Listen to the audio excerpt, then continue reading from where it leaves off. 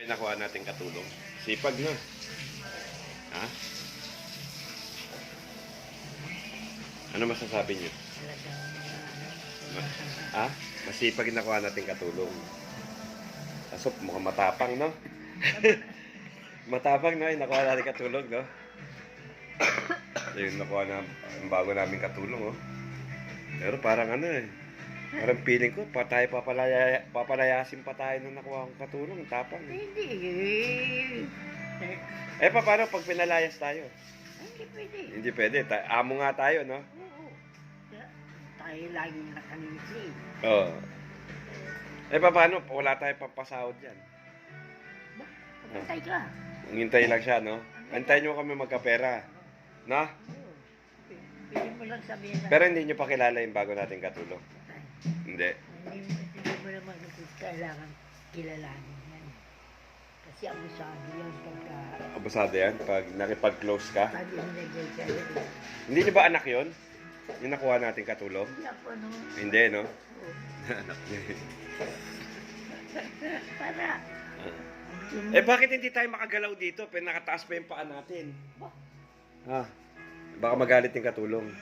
Bakit magagalit siya? Matapang nga eh. Tayong amo eh. Tayo ba, amo?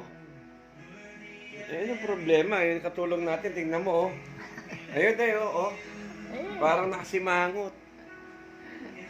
Pagalitan nyo, oh. Unahan nyo na pagalit. Pagalitan nyo muna. Papagalitan mo na. Nasipag na nga, no? Oo. Sipag, oh. Sipag ng katulong namin. Gumagawa na ng...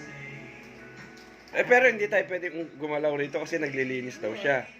Okay lang yon. Kaya naman eh. Okay lang yon. Oo. Bira yan, oh. Ayun. Ang gusto Ganun ba yun? Pag sinabi ng katulong, dyan lang kayo upo, ganun ba yun? Oo naman.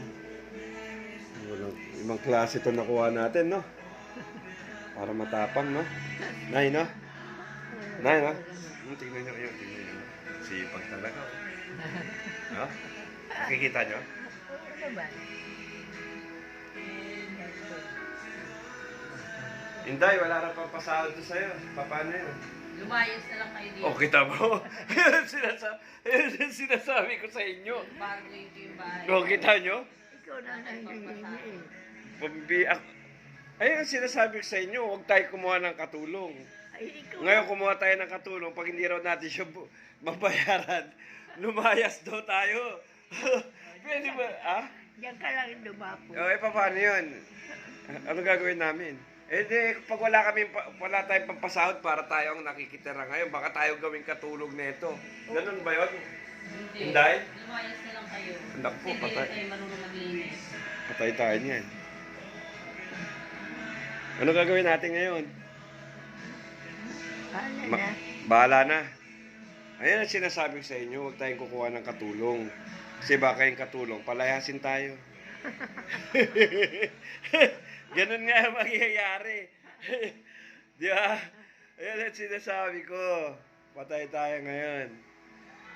Imbis tahimik ang buhay natin, marumi yung bahay, pero wala tayong babayaran. Ngayon, malinis ang bahay. May katulong tayo, pero pag hindi natin nabayaran, palalayasin tayo. Ayun ang problema. Di ba? Paano gagawin? Kaya nyo ba yan? Hindi nga, ang tanong, pag pinalayas kayo niyang bago natin katulong ngayon, oh, yung sipag, oh. Oh, walang tigil eh. Pag pinalayas tayo, ano gagawin natin? Hindi yan maka-forma sa inyo, Nay. Ha? Sigawan nyo, ha? Ha? Sigawan niya, pag pinalayas tayo, ano gagawin nyo? Lalayas tayo? Bahala kayo dyan. Saan punta? Saan, anong... Ganon ang diskarte. Hindi, pag sinabi, pwede bang bumali? Ano sasabihin nyo? Wala. May pera kayo? Oh, wala tayong pera eh. Walang bali-bali, ganon. 1 year to pay. Ayun, nakita nyo, inuutusan pa ako ng bagong katulong. Pinag-init ako ng tubig. Wala kasi tayo pambayad eh, yung sinasabi ko sa inyo.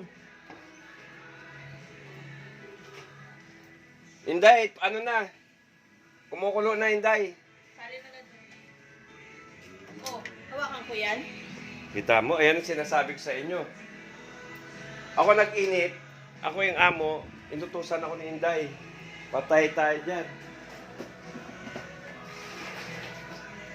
Oh. Dito na kayo na.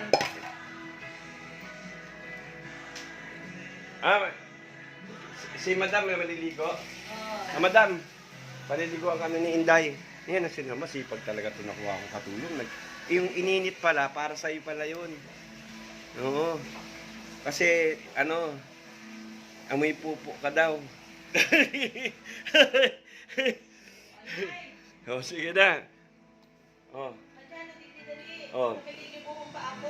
Ang Bicolano pala ito nakuha nyo na. Sipag ito na yan. Yan. Oo. Siyempre, Ah. ubalin niyo muna yung porcelas niyo. Yan sinasabi. Saan tama Eh, na suot niyo nakuha? yung sinelas niyo para malinisan.